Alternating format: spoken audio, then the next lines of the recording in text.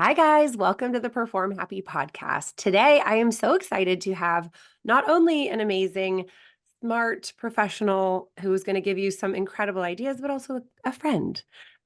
Rachel Collins is the CEO of College Prep Consulting, and she is here to help you get into your dream school. So, Rachel, welcome. Hi, it's so great to be here. Thank you. Yeah. So, would you give everyone a little background in kind of what gives you the cred to say you can get someone into their dream school? I love that word. Thank you. I have the cred. Thank you very much. So I started just helping kids write their essays for their applications and figuring out where they want to go to college. And then I got myself on the Berkeley admissions team. So I was making decisions on thousands of applicants there, and they really were great at kind of teaching us about bringing in students who really have a specialty in something. But then I realized I really needed to see how it works behind the scenes at Stanford. So happily, I was the first person that Stanford ever brought over from Berkeley. And yay, thank you very much. Making history here. But what was really shocking at Stanford was that, you know, there was all these different ways that students could get into the school. And it didn't have to be just academic. It could be, something, a sport, or it could be just a main interest, a fascination for something. So I stepped aside and, at Stanford, we call it the point of excellence. And if students didn't have anything, they couldn't get in. So right away, I started working with my students to find their own point of excellence, whether it be within a sport, an academic area, some sort of individual interest. And, say it's singing, like right that year, I had a student who was from England, and he had always been into singing. He was in all the musicals, but he wanted to apply engineering. And I was like, oh gosh, because he really didn't have a lot of engineering in his background or real any kind of cred in terms of engineering. So we did a pivot, and I said, "Do you have video of you singing?" He was like, "Yes," and we got that together as if he was really all about singing. And then he got himself accepted to Stanford. He right away was on the a cappella group and moved over to engineering. So that's an example of just using anything that you love or are interested in, and just diving a bit deeper into that interest. So sometimes I help students to develop two of those, two real interests over time, and then one of them starts to pull into the front, and that becomes the point of excellence. So if there are, everybody encounters, emotional snags and difficulties. And in gymnastics, I know it can be injuries or just emotional issues. That's okay. So you're going to be okay. We just want to help you to get something else related to gymnastics or something else entirely outside gymnastics, and just start to build that. Start to use what you love, take steps in that direction, whether it's, starting to think about, oh, maybe I'm really into video. Maybe I'll make a documentary about how gymnastics is different in Northern California versus Southern California, and you research that, you get to know that, and suddenly you have this point of excellence coming forward. And it doesn't have to be anything fancy. You can't actually show these videos to admissions teams, so they don't have to be that good. It's all about content, not style. It's all about getting involved in something that you love that might be separate from gymnastics or might be related, and just keep taking small steps in that direction. So you can get into the school of your dreams. Everyone in gymnastics are drivers, right? Because it's so challenging. So you already have that drive. So good for you. Use your creativity now to think outside the box, talk with your parents. If you're the mom, here, talk to your child, try to bring out what their other passions are and dig into them. Get excited. There's something there that can later on in life, right, become what you're an entrepreneurship person with, something that you're an entrepreneur, or you drive it, or, run a business, or just run, something related, or get yourself into the corporate world because of that interest. There are so many ways to get into colleges of your dreams, so many opportunities, so many options. You've already got all of these gifts that you're not necessarily, glomming onto like you could, to give you Yeah. support in this way of moving forward into the next transition of your life. Yeah. So Well, and it's an this, ever exciting since you and time. we started chatting about this, full disclosure, Rachel's daughter's in my daughter's class. So I'm always picking her brain about this. And I feel like I have this leg up because you first mentioned, well, you have to, do something special, Mm. start something, create something, show that you are a person of initiative. And so my husband got a 3D printer. My daughter, my 9-year-old, started taking requests basically from her friends at school for things they wanted him to print. Next thing you know, the two of them have a little business selling dragons. And so I looked at that. I was like, oh my gosh, this is what Rachel was talking about.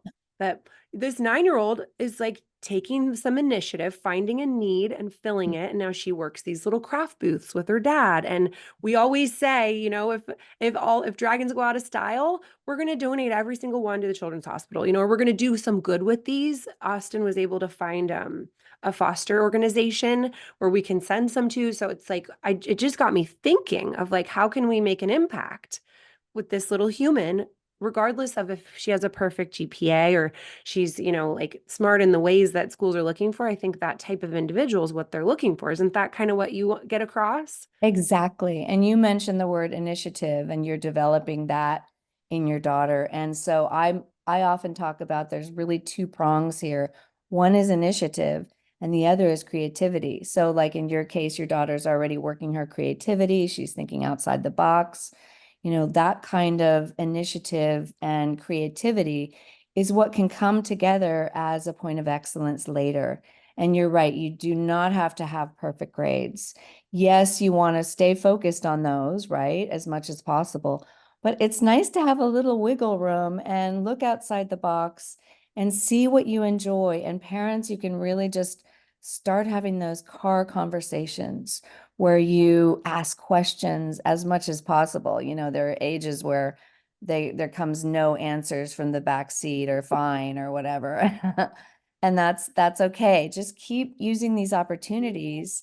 And if there's an academic area your child is into, wonderful. Like, let's look into that. What can we dig into there and get excited about, and, build something small, like a little website for their first time. And in Rebecca's case, she's really helping her daughter to build this little business. And, her openness to seeing something as the opportunity, in Rebecca's case, really is allowing Ruby to experiment with her own initiative and creativity, right? And that's a beautiful thing. And that's an absolute avenue to down the road, either using those two skills, those two muscles of initiative and creativity, to bring that together and get into the school of your dreams. It's Yeah. absolutely doable. Awesome. So, and I think about, when I got into college, when it was easier, it was straight up easier. I had a 3.75 GPA. I was a gymnast and I retired at age 14. I mean, but my essay I think was pretty solid. Like I wrote it about being coaching special needs gymnastics and how Nice. I retired from gymnastics and then went into coaching and like the special moments I had in helping these kids learn how to do gymnastics. So that like I look at that, I'm like, oh, okay, that was the thing. Teaching has always been sort of my like special thing. I guess my point of excellence. I always was the leader on the gymnastics team. And I think I kind of brought that in, was like, I'm a leader, I'm a teacher, I'm a helper, I'm a good study buddy. But I'm like, okay, I don't think that would have even been enough. It wouldn't cut it. So really, Uh-huh. okay. So Rachel, the reason I brought you here is because I want to give kids hope. I want to give parents hope because I know a lot of kids, they are 12 and they are hell bent on going to University of Oklahoma, D1 gymnastics. And then they get to, freshman, sophomore, junior year, and they're like, oh, I don't know if my dream is within reach because I got injured, or there was a setback, or I didn't move through the levels like I had wanted, or I had a coach who wasn't moving me forward as fast as I would have liked. I want to give these kids hope that you can still go, to UCLA, you can still go to Michigan, you can still go to Cal, and then like have all these other opportunities with gymnastics. Like you can do club, you can do intramural sports, you can walk on, you can volunteer, you can pull a Rudy and like be the janitor and then get into the final championship game and play. Like I just want these kids to know that they can go to their dream school on academics, Yes. and then the gymnastics gets to be the added cherry on top bonus because there's so many unpredictable variables that will make or break someone's athletic career. So like if a kid out there is like, I am hell bent on, X school, what is their roadmap to make sure that they can at least get the school part sorted out and take that stress off? What are the like, what's the, what is the roadmap? What's the Okay. formula? Well, I love that you already had a point of excellence when you applied. I So didn't even you, know. yeah, I know, and it's amazing. And most students, they just participate in everything to do with school. They just kind of maybe get a position as a, club leader or whatever it might be.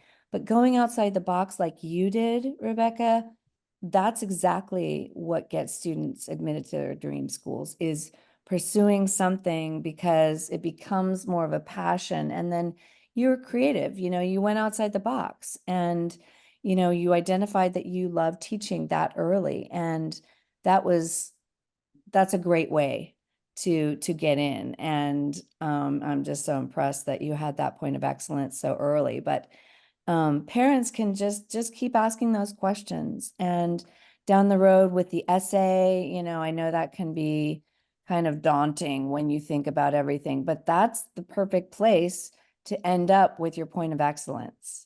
So that maybe you have gymnastics here as a very still important part of your life, but that you have this other specialty that you've developed over the years, and one tiny step at a time, and then it becomes something that's all yours, right? Just like yours, Rebecca, that was a beautiful thing for you to pursue, and it really, you can see that it became the roadmap and the trajectory by which you landed on your real passion as an adult. And so you can look forward at all of these twists and turns ahead of you, whatever grade your child is in, but keep pulling it out. It's okay to pivot to something else, but we want to just try to keep massaging and getting closer and closer to what that thing might be to get a child into their dream school. Okay, now along those lines, do you ever have it happen where you're working with a kid who's like, I want to go to Stanford, and then you chat with them and you're like, I don't know if Stanford is the place for you because of, your learning style or what Mhm. might be the best possible environment for you. Because I know you talk a lot about you don't want to get into a school, show up and be like, ooh, this is not for me. Like I actually did that. I went to UC Santa Cruz and was like, it's too big. I'm falling in the cracks here. Right. It felt like I ended up at a much smaller school where I thrived, but it took some kind of bumpy road to get there. So how do you choose the right school as your dream school? I know it's tricky because you don't get to actually go to school there, in advance of actually attending. So, it's important to walk around campuses to get a feel for the place, identify these different areas that, are important to you, whether you hate the cold or you love the cold or you want to be close to home, or you love being anonymous. You prefer nobody to even notice you in this auditorium. But like Rebecca was saying, that may not be the perfect environment for you in the end. And it's a good idea to just explore all of these options as well and kind of build toward whatever it is that you're going to use as your point of excellence. Maybe you keep Stanford on the list. I believe in pursuing your favorite dream schools, and at the same time, it's so key these days to have schools that you also love, but that might not have the exact name that you've been kind of thinking about for forever. So to just keep your eye on that ball, that's fine. Stanford is a great school for a lot of students. And if it ends up being a fit for you, great. If you end up seeing another school that's very similar to Stanford, but might not have the cachet, that's okay too. Maybe you'll get a big scholarship there because you have this point of excellence by then. And they are going to say, look at that diversity. Diversity these days at colleges is no longer seen as racial diversity. There is that part and that piece, but diversity is more and more becoming your specialty. Whatever is your specialty, whether it be gymnastics or something else, it's okay to use both as well and maybe bring them together or keep them separate. But they're going to love you for what you are bringing that's special and unique to yourself. It can be academic, it can be chemistry, it can be math, it can be writing. But, as we move along towards the college applications, we are just getting more and more aligned with what we love. It's all about finding what you love and then using that to realize your dreams. That's so exciting. I mean, I feel like if you're just like, I have to have a 4.7 GPA and I have to get a perfect SAT score and I have to be a robot who's the captain of everything, that's not as exciting to me as, well, what do you love? And Yeah. how can you? And so, okay, so let's say somebody loves baking. I mean, can you get into school on baking? Yes. So, what Yes, would I that have a look like? student. I had a student that was really into chocolate, and she was also a poet.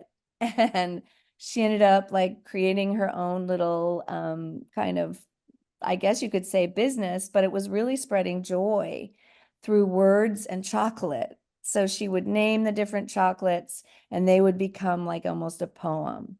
And definitely she got into her dream schools that way. It's just the creativity. It's having fun. It's having this kind of energy around just doing things that might stretch you a little bit, might take you outside your comfort zone, but that can eventually become your thing, and your diversity. Yeah. Well, and I think that's kind of interesting because a lot of athletes sort of identify as athlete, period. Like I remember people would say, what are your hobbies? And like, I don't have hobbies. I don't have time for hobbies. I only do gymnastics 20 plus hours a week. How could I possibly? So if that's the scenario where the kid's like, I have no hobbies. I don't have time for hobbies between my AP classes and my training schedule. How would you help them? How would you help that kid? Yeah, I mean, I think just finding, like I mentioned, a little bit of wiggle room to continue to kind of play with and entertain this idea that you might have that's outside kind of the confines of the school. Might be at home. Often, like at the higher level admissions teams, we get millions of students that have president of this, president of that. Oh, I ran a little club at school and, got these awards. Those are all kind of still considered, they're fine, but they're still not getting students into at least their dream schools necessarily because there's so many valedictorians. There's so many presidents of the Glee Club or the robotics club. It's much more interesting to readers to find a student that might have brought Glee Club together with robotics and found a little niche there that they find is interesting and they can pursue. So participatory activities are less desirable in terms of diversity just because they're not diversity. They're following somebody else's lead. So I encourage leadership in these little ways, much like you're doing already with Ruby. So great.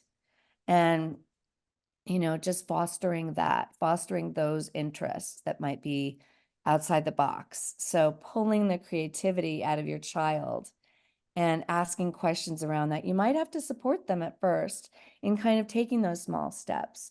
And with my students, I definitely have little to-do items, between every meeting that they get to play with, before the next time we meet. So the same goes for if you're leading this with your own child, asking those questions, creating those to-do items to help them get from here to there. And just the baby steps are all that needs to happen. Kind of just playing with those ways of being creative and going outside the box of joining clubs. I'm joining 5 clubs. I'm joining these clubs. Joining clubs, unless you love it, it's a little bit of a waste of time. Follow your passion. Follow what you love. Try to avoid just doing things because, everybody else is. No. That's, time management. It's better to follow your dreams and your interests and your fascination. Okay. Now I think about, if this, like I mentioned to you before we hit record, that gymnastics is the only sport where 12-year-olds are aware of college. And All they've right. already chosen their school and they've already chosen, and they are already, like very war path. Like, I'm going to UW or I'm going to UCLA, or, do you encourage people to go, okay, well, if you want to go to Stanford, then you need this kind of passion? Or, is it the chicken or the egg? Or do they find their passion first and then you kind of place them with the school? Or do you just feel like, okay, whatever you come with, whatever's in your heart and the school you want to go to, we can find a way to make them connect? I mean, Mhm. what is your kind of mad scientist approach to this? Mad scientist. Oh, thank you. Let me mess up my hair a little bit. Um, I think both should be happening. My hair is, yeah, that's crazy. Thanks, Rebecca. I think doing both at the same time, though, is kind of the answer to that. Is keep looking closer at these dream schools. It's okay to have Stanford or Harvard or Yale or whatever as your dream schools. And in addition to that, let's look at these different interests that you might have. This hobby that you end up spending your time on just because you enjoy it. And what can we do to get to the next step with that? So over here, we're looking at our dream schools, we're exploring other options, but I think in getting into it, say you don't get, accepted D1 to your dream school, it's okay. It's going to be okay because you may get accepted through your point of excellence by then, or you may get accepted to a school that you had no idea is going to change your life and bring out your star quality in one specific area or two, bringing them together like I talked about. But the key is not to stress about this. If you have time, you want to just keep taking small steps, keep visiting schools. Down the road, it will become more and more clear that you do have options, that you will by then love, and pursue whatever is right in front of you and pursue what is a little further out. Right. Does that answer that question? Yeah, absolutely. So, okay, so when you were reviewing these applications, you have what you call like the standout applications. What are the things, if you were going to say, like, these are the things that have to be on a standout application? Yeah, I mean, it does come down to the essay. And Mhm. it's also on you have to submit kind of your activity sheet. But by then, you'll have something that is just so different from everybody else. And that's what I call the standout application, is that one student that has pursued, giving dragons to creating dragons on a 3D printer and giving them to hospitals and representing the dragon spirit maybe by then. Maybe it's Ruby's dragon spirit by then, and maybe there's a curriculum that she's developed, or, I mentioned building a website that hooks other students into their own creativity. Like there are just so many directions you can go with this. And, for now, don't worry too much about the application itself because that will come together when the time comes. just keep looking at where your interests fall and pursuing those. And those will become the standout candidate, Mm. right? So just keep taking those steps, being creative, going outside the box further. And then by the time you have to submit, your main essay or essays will come together into that point of excellence and will nail your dream schools at that point. Yeah. So I'm just thinking about I have one of my past clients is a friend on Facebook. And so I just saw her posting a salsa fundraiser where her daughter's got these giant jars of, amazing looking salsa, and they sell them for like $10 for this massive jar. And Oh, I'm like, just nice. my wheels are turning. I'm like, oh my gosh, fundraising for your sport can even be like Yeah. how you start kind of putting the two together of like, Mhm. well, we had to get to Hawaii for regionals. So we like, this is how we raise the money. And then we realized that that's really fun. It makes a big impact. So then we expanded it. I mean, I'm like getting chills just thinking about all the ways that even a younger adolescent Mhm. can start kind of supporting their sport and supporting their passion, and it all just makes this like fun alchemy. And then, when you inevitably have a setback in your sport, because I have yet to meet a high level athlete who has not had a setback, whether it's a mental setback, a physical setback, a coaching setback, you name it, we hit walls in hard sports. Mhm. Then it's not like all your eggs are in one basket and you feel like, oh my gosh, I can't have my dream. You're just like, well, that's only like 25% of my dream getting mechanism. So it's all good. That can heal and we can play catch up. Meanwhile, I have all this other stuff that makes me who I am. I think, regardless of college, this is just a really great exercise so people don't get so pigeonholed into being just one thing. Yeah, I agree. And I love that you use the word alchemy.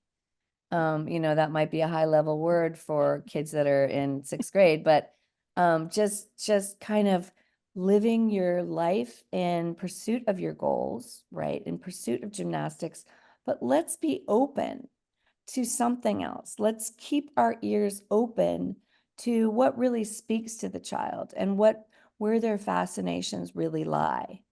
So we're not just putting all of our eggs in one basket. And I think it's really helpful in terms of de-stressing that way as well. Like if you're so obsessed with this one little thing, so intimidating, like that scares me. And if you can diversify just a bit with one other area and create that fascination, build upon it. You mentioned salsa, you mentioned raising money for whatever it is that's, within your dream. Yes, but let's look at the process in getting there. Let's look at the process of what is salsa all about, and, we've got the onions, we've got the tomatoes, what are the symbols within that? And what can come out of those symbols so that they come together to kind of sing for the girl that loved chocolate and poetry. Mhm. That is a fantastic point of excellence. It's both academic and, it's other as well. It's fun, it's playful, so if there's an academic kind of through line underneath, that's even better, Mhm. but don't stress about it. This should be fun. If it's not fun, you're going the wrong direction. So if you look forward and we don't want you to run into walls, but you know what? Everybody does in everything on this planet. And it's okay. It's okay to have failures. That is part of what makes us complete and human beings. So allow yourself to not be perfect and Mhm. allow yourself to continue to move towards your goals, hopefully in more than one really tiny area. Hopefully, you have a point of excellence way over here that you're kind of surprised about. Where'd Mhm. that come from? But that is beautiful, and that will allow you to become more yourself. Mhm. Okay, now what about for the kid who is listening who's like, I have no other passion. I just like math. I am so boring. I guarantee there's somebody who's like, I am so boring. I don't have Oh, a 3D printer. I don't, how do you start to kind of like, I know you talked about the questions that you ask to get mhm. kids into this? Like, what are some great questions that kids can either ask themselves or parents can ask kids if the kid is like, I am not special, I'm not creative, I'm only good at school and gymnastics. What can they ask themselves? Sometimes I think it's really good to start with an assessment. If you're struggling to find that one thing, like I use the strong interest inventory, and that's more about kind of looking forward. It's for high school students, but it's about looking forward to the various careers that might surprisingly be an amazing fit down the road. That for now, yeah, your obsession is gymnastics, but if you can have your child take assessments to bring out what might surprise you and might surprise your child. And the questions in my inventory, in my assessment, are about like, oh, I'm surprised, I'm really interested in psychology. Where'd that come from? I had no idea that was there. And how interesting is that? And asking questions around, well, what does that look like? And maybe looking at, throw some stuff into Google. What do psychologists do? What are the majors within psychology? And, wow, I'm into psychology. Okay, let me talk to my mom's psychologist friend. Um, or let me look at what the different kind of abnormalities are in the world of psychology. And, for parents, just questioning around that and giving opportunities to dig deeper so that maybe by the time you're in high school, oh, I'm really interested in giving kind of mental health tips for other students that might be struggling with the wall that they've hit. Or it can become something related to psychology that's total surprise. Maybe I'll end up building a curriculum for other ninth graders that are having difficulties, coming into high school. And that can become my point of excellence. So the questions can kind of build upon themselves. But I do believe that assessments can be really, really helpful for the early stages to identify some areas that might surprise you, but might lead to something and might Yeah. build upon itself. And that one you mentioned is the Myers-Briggs, right? That Yeah, they it's can. from Myers-Briggs. It's Mhm. it's the strong interest inventory, and they have other assessments for younger kids. I don't know them offhand, but you can search them up online and either work with somebody or work with your child. There are free assessments out there to kind of dabble. Oh, cool. Because, well, and something I know that when I was getting into school, it was like, oh, you don't know what you want to do. It's okay. Your frontal lobes haven't developed. It's fine. Just, pick something you think you might like and Yeah. you can decide later. But I think what you say is like, no, you kind of need to know, or you at least need to have a strategy, like our Hmm. singing example of Yep. getting in. So the major does actually really matter for admission purpose, right? Mm-hmm. And that decision can be made, in high school. It doesn't have to be like, oh, we've decided, in eighth grade what we're gonna go for. But being on the journey to self-understanding is a huge part of what will keep you healthy and successful and happy, is just keep, asking those questions and moving toward what your strategy is going to be overall, taking baby steps to, kind of lead you in one direction. And these things will come out, they will surface if you're questioning. But I think, the idea of questioning really needs to be starting as early as possible in terms of understanding, oh, my child really loves kind of working with people. Like we know that it's going to need to be something related to people, or, oh, my child right now is really introverted, and that's okay.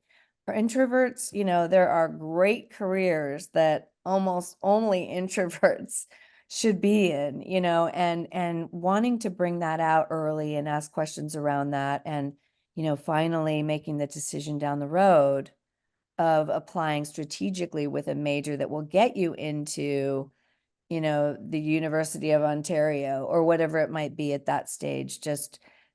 But finding out, getting that information, keep a running log. If you're working with somebody, they'll be kind of able to be digging into that themselves. But I think, Rebecca, what you mentioned about questioning is just golden here. It is the key to, I think, success because, if you're freaking out because you only have this one thing, that all your eggs are in this basket, it's going to be harder to, be successful because it's just all of this intensity and that can bring, difficulty on its own, so kind of this diversifying to one other fascination, I think is really the best strategy and the best plan. Yeah, I mean, it just makes me think about like my 9-year-old. If she could have a job taping paper towel rolls to things, she would want that. Like but so I look at that and I go, oh, you're an engineer. You're like Yes. building thing. And so then the 3D printing, it's Oh, like just kind of looking and seeing. I mean, they'll know sort of, oh, well, this kid's got like an engineering spirit or mhm. has like what you said, like a people spirit. Or my little one, I'm like, what do you want to be when you grow up? Which obviously you do not need to know when you're 6, but she's like, I want to be the boss, mom. I'm like, yeah, you do. Oh, Yes, you how do. funny. And so she's like, well, if Ruby has a business, I'm starting a business. So she starts like making Violet stickers. And I'm like, okay, kid.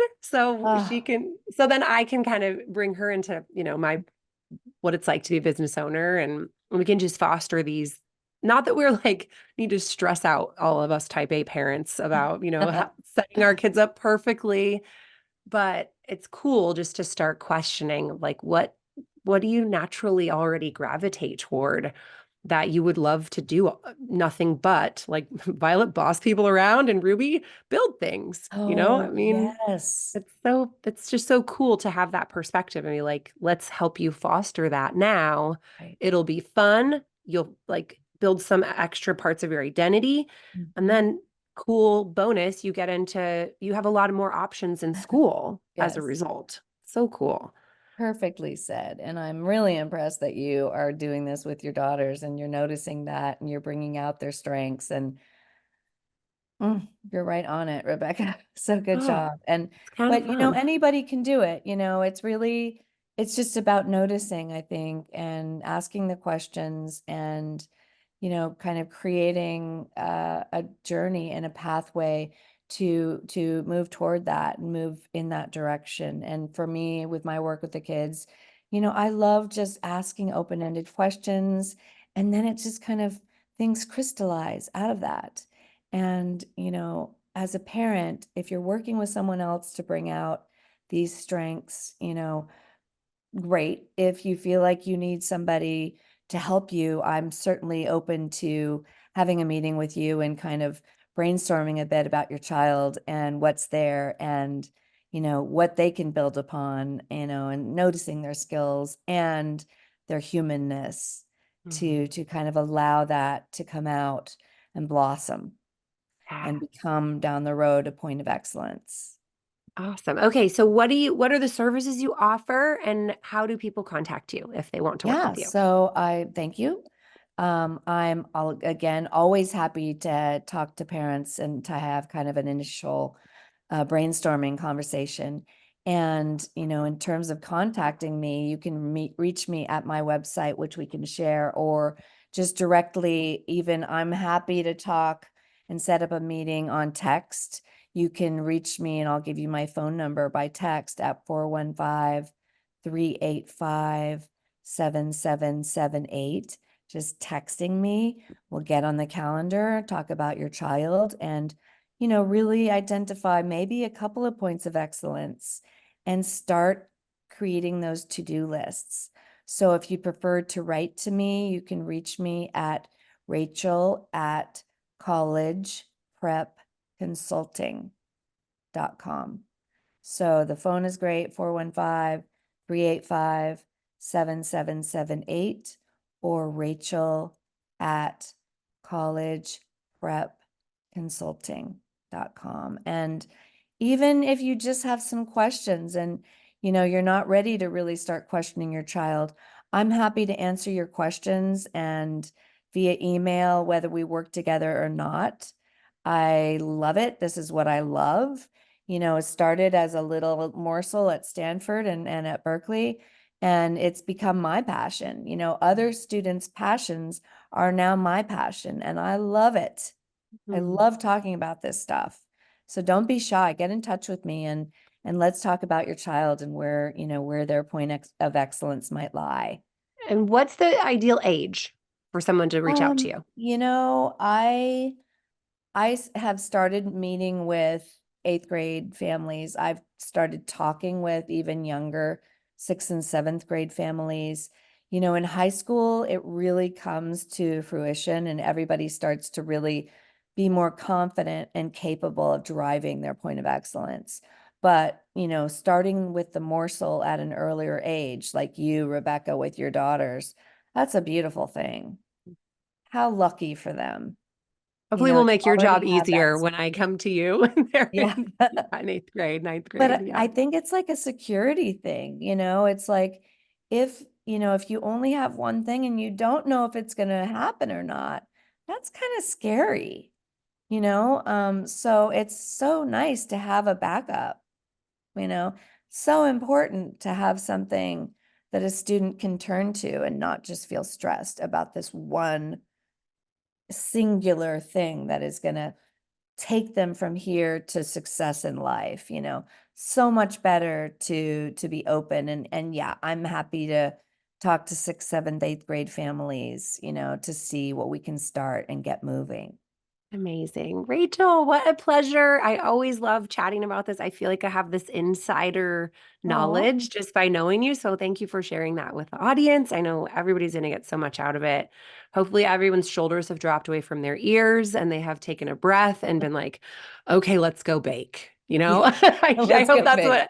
Let's go bake. Let's go take a remote control car apart. Like, let's go do something interesting rather than stressing out.